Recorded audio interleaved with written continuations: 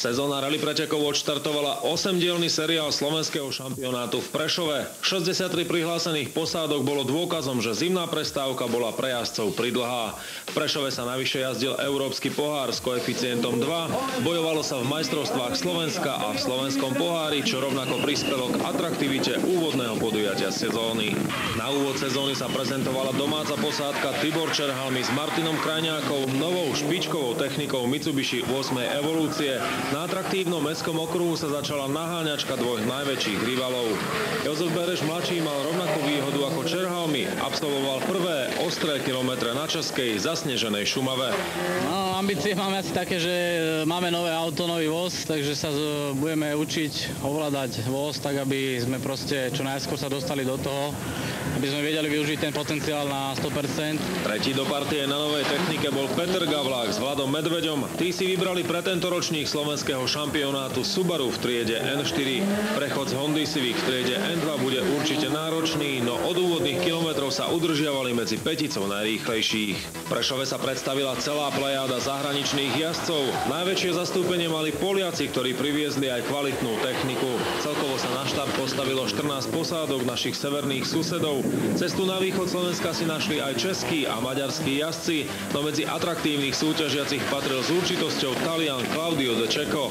Dlhých 7 rokov sme čakali na druhého talianského jazdca v samostatnej ére slovenskej rally. Od spolupráce Petra Kočího s Enrikom Bertonem totiž prešlo už veľa času.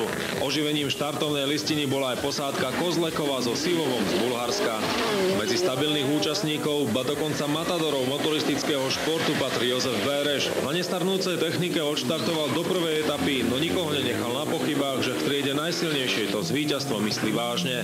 Aj keď Medzinárodná automobilová federácia FIA zrušila pre tento rok účasť vozidel najvyššej špecifikácie VRC v regionálnych súťažiach, v Prešove sme jediné vozidlo predsa len videli zásluhou Jána Miloňa. Po prvom dni, v ktorom jazdci mali za sebou náročných 70 km rýchlostných skúšok, sa na prvom mieste usadila domáca posádka Čerhalmi Krajňák pred druhým Berešom mladším s Petrom Starým a na tretej pozícii odštartuje do druhého dňa Poliak Čopík so spolujazdcom Bronským. Myslím si, že celý tým je spokojný. V podstate o to nám išlo, aby sme udržali prvé miesto. To posledné kolo sme nie, že vypustili podľa mňa, išli sme ďalej rovnakým štýlom, akurát Jožko si myslím, že extrémne zatiahol, takže bude to zajtra určite zaujímavé. Sme veľmi spokojní. Po prvom kole sme neboli až takí spokojní, jak sme teraz, pretože ten Tibor nám trošku utekol na tej dlhej kokosovskej ložke. Ale teraz po druhom kole musím povedať, že sme spokojní. Ani my sme to nečakali, že zaútočíme na Tibora, takže zajtra nastupujeme s maximálnym tempom. Ja udělal jsem takovou drobnou jezdeckou chybu a při takové výjezdu na té šotolině jsme zavadili zadním kolem okraj vozovky a v podstatě prasklo mi zadní rameno, takže bylo to na 10. kilometru té poslední 30 kilometrové rychlostní zkoušky, takže jsme se 20 km trápili, auto bylo v podstatě neřiditelné, takže jsme chytli asi 2 minuty strát. V druhom dni sa malo rozhodovať o víťazovi na najdlhšej rýchlostnej vložke Obišovce, ktorá merala necelých 29 km. Vedúca posádka v tejto chvíli ešte netušila, že v 15. kilometri rýchlostnej skúšky im vypovedia brzdy a svoje vozidlo vo vysokej rýchlosti dopravia do únikovej zóny, kde sa skončia ich výhliadky na prvenstvo v súťaži. Odstupovali z prvého miesta, čo ich na domácej súťaži mrzalo najviac. Po prvom dni 5. najrýchlejšia posádka Poliaci Gžip s Mazurom so svojím vozidlom Suzuki Ignis Super 1600 patrili k jasným favoritom v triede A6. Tu aj vyhrali. Vozidlá s pohonom všetkých 4 kolies a silnejšími motormi však sympatickí Poliaci ponaháňali a poprvýkrát sa o nich začalo hovoriť ako o prekvapení. Plejadu poľských kvalitných jazdcov zastupoval aj Zbigniew Gabriš s Robertom Hundlom na Mitsubishi Lancer Evo 7, ktorí v Prešove skončili v celkovom hodnotení na druhom mieste.